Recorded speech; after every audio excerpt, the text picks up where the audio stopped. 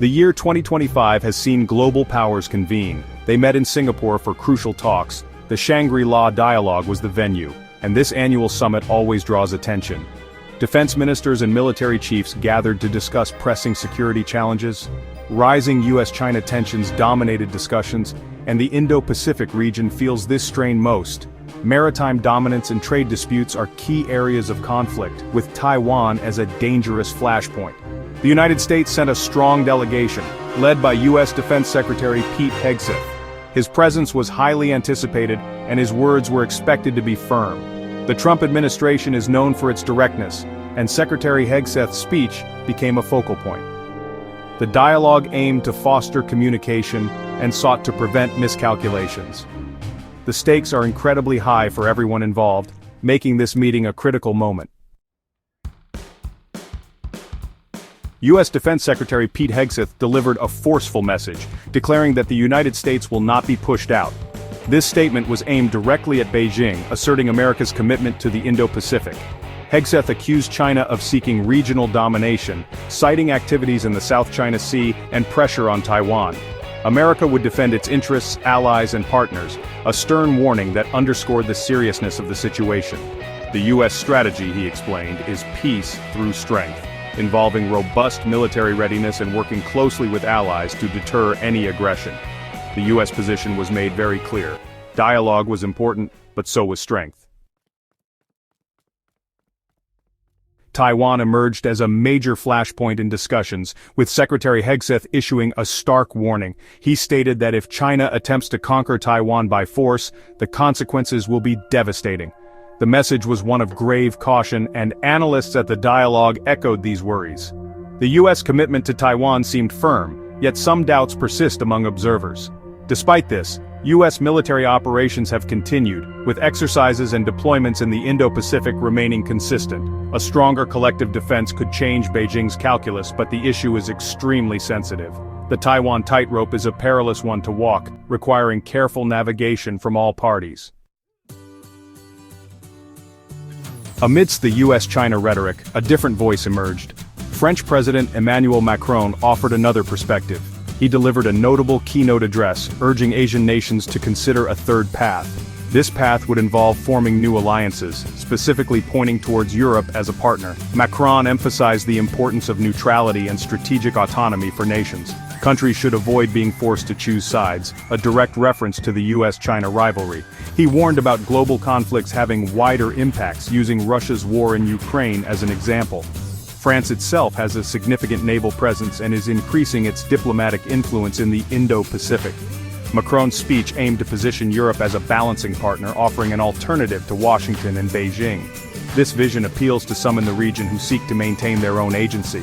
However, Europe's role has limitations. Its military muscle is less significant compared to the US or China.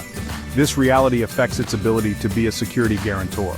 Macron's call for new alliances reflects a desire for a multipolar world. Whether Asian nations embrace this third path remains to be seen. It presents both opportunities and challenges. A significant development at this year's dialogue was China's stance. Beijing chose not to send its top defense official, Defense Minister Dong Jun.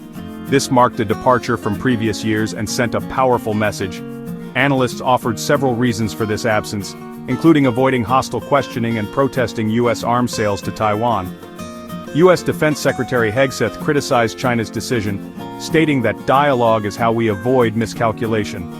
This sentiment was shared by many attendees, emphasizing the importance of direct communication between military leaders.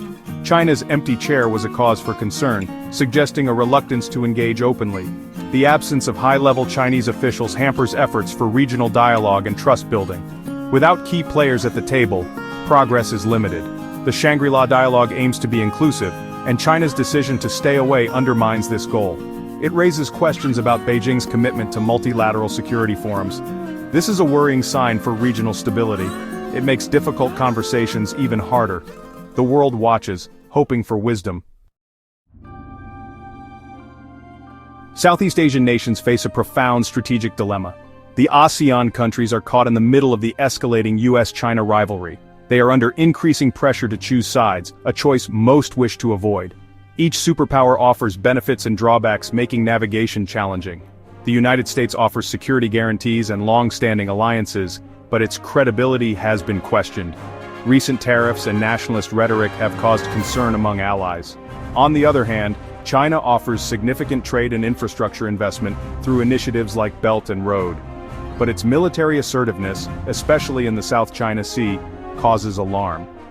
Europe, as suggested by President Macron, offers a third option with diplomacy and investment opportunities. However, Europe lacks significant military muscle in the region, limiting its appeal as a primary strategic partner. Southeast Asian nations are thus weighing their options carefully, seeking to maximize benefits while minimizing risks. This is a delicate balancing act. Dr. Lin Chi-hua, a Singaporean academic, noted the region's reluctance to pick sides but acknowledged they may eventually be forced to. The desire is for a stable and prosperous region, avoiding the Indo-Pacific becoming an arena for superpower conflict. Their strategic choices will shape the future of this vital area. The 2025 Shangri-La Dialogue concluded with a strong sense of urgency among delegates. The pressing nature of regional security challenges was clear, but the summit did not yield major breakthroughs. Deep-seated divisions remained apparent throughout the discussions.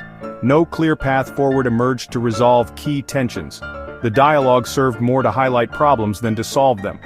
U.S. Defense Secretary Pete Hegseth reiterated America's strategy of peace through strength, emphasizing the importance of working with partners. Yet, it did little to bridge the gap with China. The absence of high-level Chinese dialogue partners was felt, casting a shadow over the proceedings. Many participants expressed hope for renewed dialogue, stressing the need for open channels in times of heightened tension. The summit underscored the fragility of peace and the hard work needed to maintain stability. The world watches, hoping for wisdom.